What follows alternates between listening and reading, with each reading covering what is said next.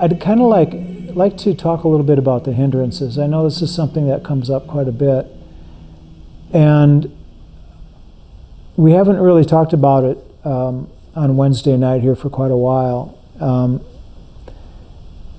During the course that starts on the 31st, we will be talking about the hindrances briefly, but we're going to be talking more about different meditation techniques. So anyway, the hindrances, there are 5 of them, and they are called the 5 hindrances because they hinder our practice and they also hinder our happiness in life. And it's kind of a way for us to bring in all the negativity that we experience and kind of funnel it into one group. And that group would be the 5 hindrances. The 5 hindrances are primarily desire, aversion, or anger, or what we call ill will. And the reason this one has several different names to it is because it is anger, but not only anger out there, anger at ourselves. And it could also be the lack of being able to forgive somebody. So there's a feeling of remorse that can be a part of this ill will or anger. It's also called aversion, because aversion is something that we do not want. We push it away, and aversion leads to darn right anger and being upset, especially if that pushing doesn't work for us. And so there is a certain amount of control that is a part of this. And I'm going to come back to that issue of control here, because it's a kind of a central theme for the 5 hindrances. And the 3rd hindrance, okay, first of all, desire, aversion, and then we have what is called restlessness and worry. And that is the continual and habitual mind thinking of these problems that we have. They are the kind of things that might keep us up at night before, if we're trying to sleep, the thing that keeps coming up. If it's severe, it would be the first thing that comes to mind when we wake up in the morning. We would think, oh, what day is this? So it's Thursday, tomorrow's Thursday anyway, and everything is good. What am I doing today? And all of a sudden that negative thing will come up. Oh yeah, that thing. The thing that really drags us down. And that would be like darn right very prominent worry. Restlessness can be restlessness of the body or mind. It can be an agitation. It can be just feel incomplete in some way. So this restlessness and worry can be very subtle, or it can be very, very much a severe problem. And it could happen for various reasons. But one of the things is that it's a situation where we do not have so much control over the body, but particularly the mind, that we are worrying to such a degree and we can't stop it. And even the fact that we cannot control it makes us worry and have more restlessness in our lives. And so we have desire, aversion, restlessness, and worry, and that takes us into what is called sloth and torpor. Sloth and torpor, I should say. And that is a fatigue of mind and body. The mental fatigue is somebody that is fairly new to meditation could be a problem for them. That kind of fatigue would be a problem for me if I was lying down and trying to meditate. In most cases, if I lie down and try to meditate, I'll get so drowsy that I can't concentrate. My mind will just drift off into la-la land, like fantasy. Otherwise, I don't really have too much problem with restlessness and worry. Sloth and torpor, unless I am darn right fatigued. And that can be the situation for all of us. If we're really tired and we're trying to meditate and it doesn't work, best thing to do is take a nap, get some sleep, and come back and try it again, you know. But sloth and torpor can also be something that is very similar, and actually it can be boredom, but something that's very similar to boredom as well. And that's just being stuck, what we feel like being stuck in the moment.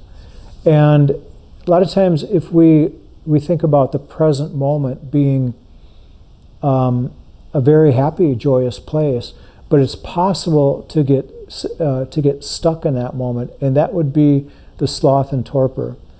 And it's a feeling like we can't go forward and we can't go backwards. We're just there. It's like, I guess we could say, extreme boredom. You know, it's like very, very tough boredom. It's nothing that's going to usually last for very long, but it's something that is a real hindrance.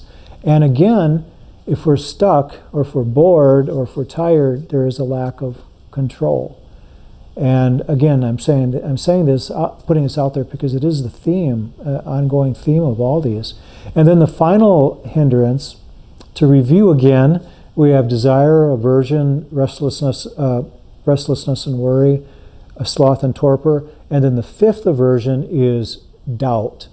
And doubt can be doubt in our abilities, doubt in somebody else's abilities, doubt in our practice, doubt in the teachings of the Buddha, doubt in our ability to awaken.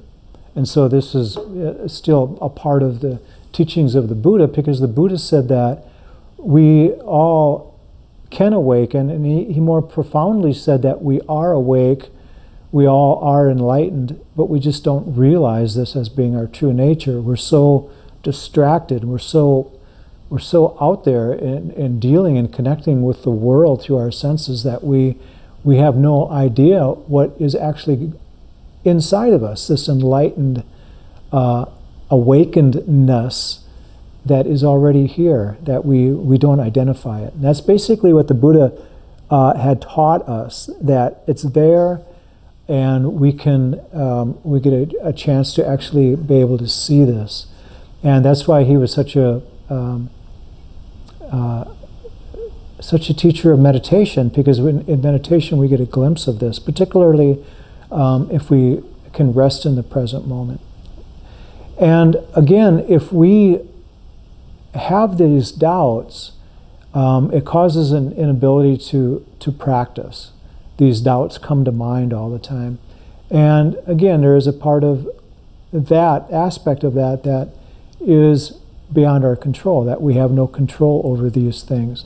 And indeed, if we had control over the five senses, none of them that would give us any trouble. So every one of these five senses is pointing to the fact that we are not in control of these things. And actually, we have very little control over them, except for the fact that we can purify the mind, and we can train the mind and condition the mind in such a way that when these hindrances come up, we can notice them and identify them. We can be aware of these hindrances, and in doing so, we can find different ways to combat them. And in meditation, from the most basic way of taking care of these hindrances is through our ability to focus and concentrate. Because when we are concentrated, the hindrances aren't there. And that is one of the reasons that whenever the Buddha talked about this deep concentration practice called jhana, he always talked about the hindrances, because the hindrances are one of the factors that we are coming into these jhana states, this deep concentration. When the hindrances are not there, we are very, very concentrated. And we experience that on a day-to-day basis, moment-to-moment basis in many cases, but we don't have the control over it that we could have if we practice this in meditation. And so it's very, very possible, to be able to drop all these hindrances, go into these deep states of concentration, these deep states of meditation, and point to ourselves again and again that we have this ability to be awakened beings from experiencing this. There are other ways to dampen down and not have as many worries and our difficulties with the hindrances. And many of these are the practice through mindfulness and insight meditation. That's the practice of letting go, being able to let go. And what we're actually letting go of is our need to have control over these hindrances. So once we drop all the control, and quite frankly, it takes a great deal of letting go to do this. But if we can drop the letting, or if we can drop the control, let go of the control of these things, of these hindrances, they lose their power on us, and they don't have any control over us. And so, in a sense, it feels like we're gaining control over them, but actually we're just letting go of the need for any control. And that is, in essence, what happens when the hindrances aren't getting in our way, when they're not a problem. And our need for control is what has to be let go of in order to let go of the damaging effects of the hindrances. So with that said, we'll do a meditation here based on being able to see the hindrances for what they are, being able to notice them, being aware of them, and then being able to drop them, let them go. And we'll see how that feels within the body, within the mind as well, but primarily within the body. So please make yourself comfortable.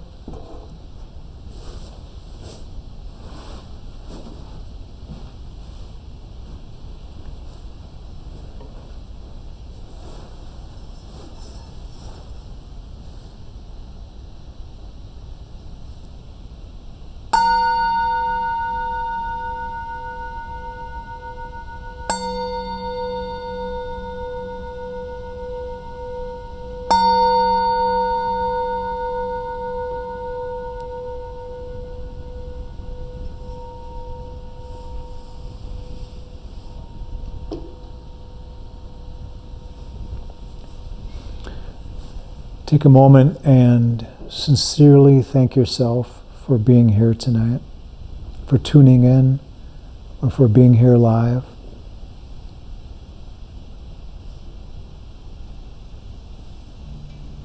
I shudder to think about how many people are actually meditating right now when they have a chance, an opportunity to do so, and they're not taking that opportunity.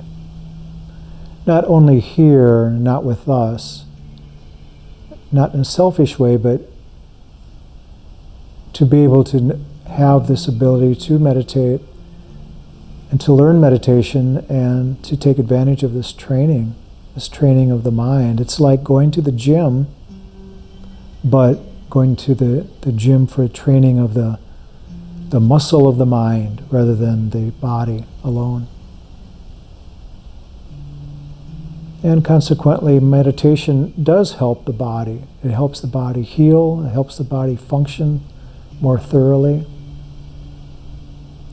It helps the body stay young and healthy.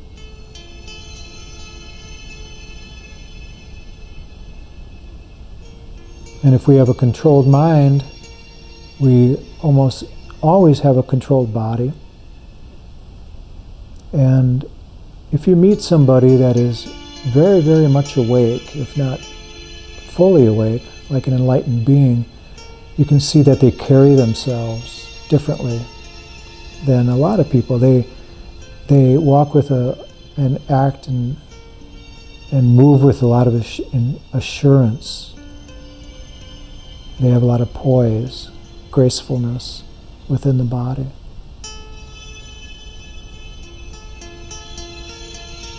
Like they've been practicing yoga all their life, but not necessarily doing it. And it's from training the mind. So please bring your attention to the breath. Find that place in the body where you feel the breath the most. Use this as a point of focus. Just spend a few moments and bring your attention completely to that place. Don't worry about the past or the future or what it took to get here at this moment. Just be thankful you're here and just spend a few moments concentrating on that spot in the body where you feel the breath. Notice what happens.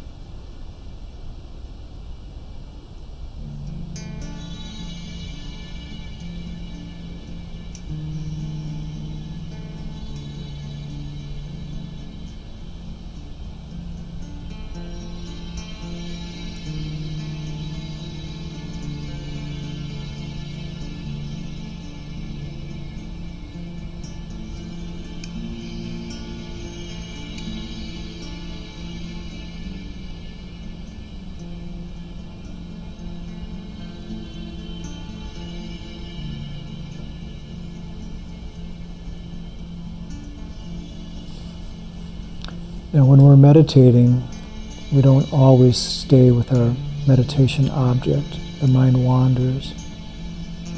This is very natural and very common.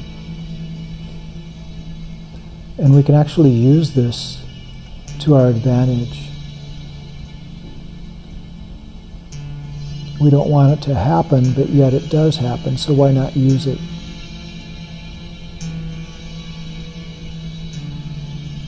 So when I ask you to focus on the breath, to find this spot on the body where you feel the breath, many of you knew exactly where to go and exactly what I was speaking of, because you've done it many times. There are others that might have had difficulty with that because they're using the breath in a different way. Maybe they've been counting the breath or feeling the wholeness of the breathing rather than just a spot. Maybe they're not even using the breath as their meditation object, using visualization, something that they see with their eyes closed, a color or a light. Maybe a person uses mantra or words in some way, repeating a phrase or syllables or something to focus on. And all of these are okay, all of them are right, but I'm using this as an example that some of us could have had difficulty right out of the gate. Some of you are probably having difficulty right now with me speaking while you're meditating. Another problem. And if that's the case, and if you feel very focused, just stay with the breath and use my talking as a background for your practice. But I want to address a few things before we go into silence. And that is the 5 hindrances. If the mind is going into the past immediately, there's a good chance that this is aversion. This is happening in the area of aversion, or this anger or ill will, or dissatisfaction of somehow.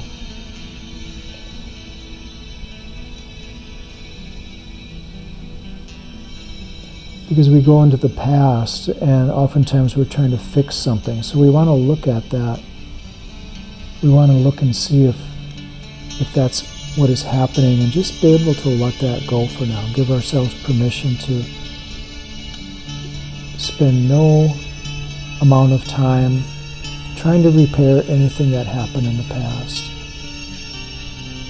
And give ourselves permission to do this while we're meditating. We're not expecting miracles here. Just want to do it while we're doing this one single meditation. Very easy. Our intention is to focus on our meditation object, not to have the mind go into the past. And if our mind goes into the future, this is restlessness and worry, and it might contain fear, which is a part of the worrying. And sometimes restlessness is hard to pinpoint why it is upsetting for us, why this measurement of negativity. But it is generally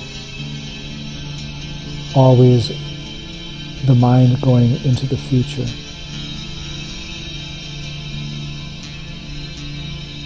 We might remember something that happened in the past that we feel could happen in the future, but it's still thinking of the future that causes this. And desire can be either in the past or in the future. Desire could be for a better environment now. It could be an environment means anything in our surrounding, what we're experiencing right now. We might wish for that to be different or better in some way. Or a desire could be something that we are looking at to do in the future. That ice cream cone that we're going to get after meditation or something like this. And desire could also be something that we can think about in the past. We wish that we could have that thing again. Or we wish that David would call again, or that we could watch our favorite TV show again. And then that can flip into the future as well. So the past and the future can be restlessness and worry, aversion, or desire. And this is the mind not staying on the meditation object. If it feels like it is staying on the meditation object and there's fantasy involved, or it just wanders off back into high school, or almost like a dream, like a daydream, or a sleeping dream, this is a type of fatigue, and this is sloth and torpor. And the remedy for this is often to let go of any idea of being fatigued or idea that we didn't get enough sleep, but also a very pragmatic way of taking care of this is to take a little deeper inhalation of the breath from time to time. To focus on the breath, to focus on the inhalation of the breath, bringing energy into the body.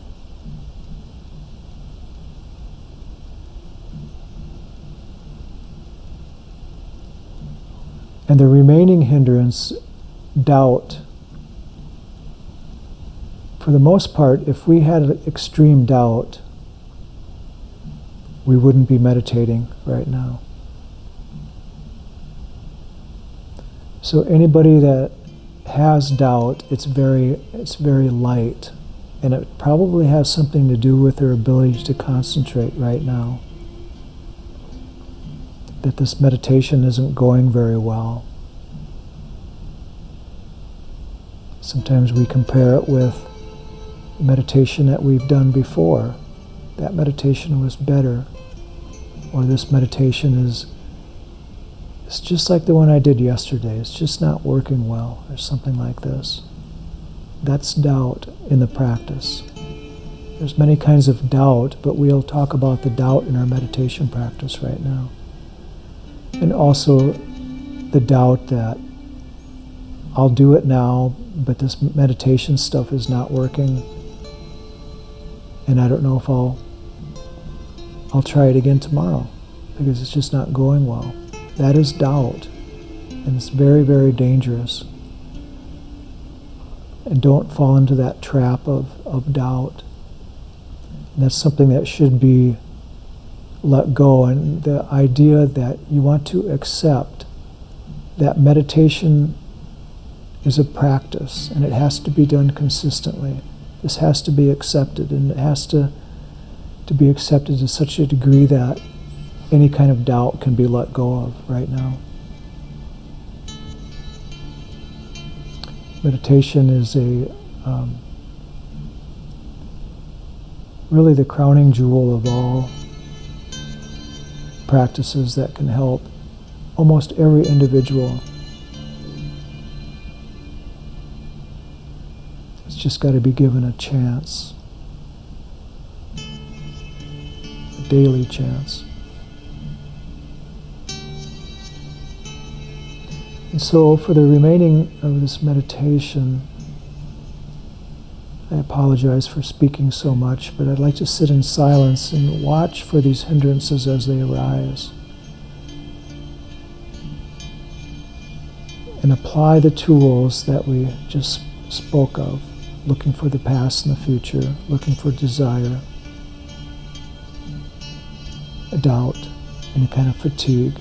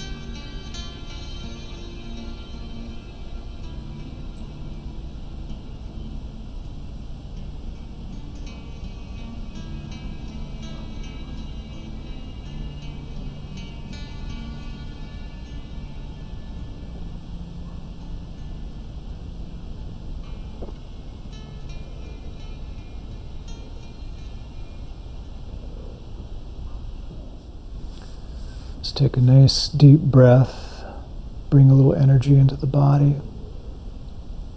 wake ourselves up a little bit.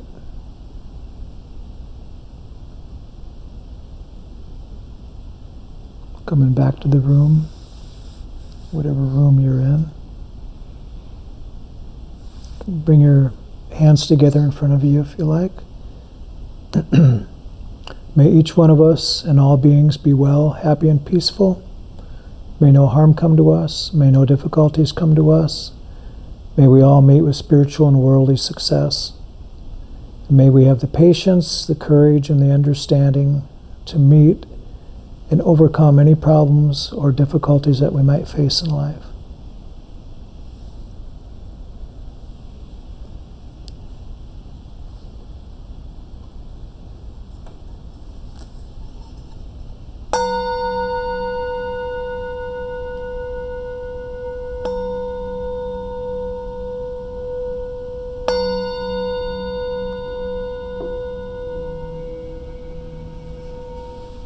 Thank you.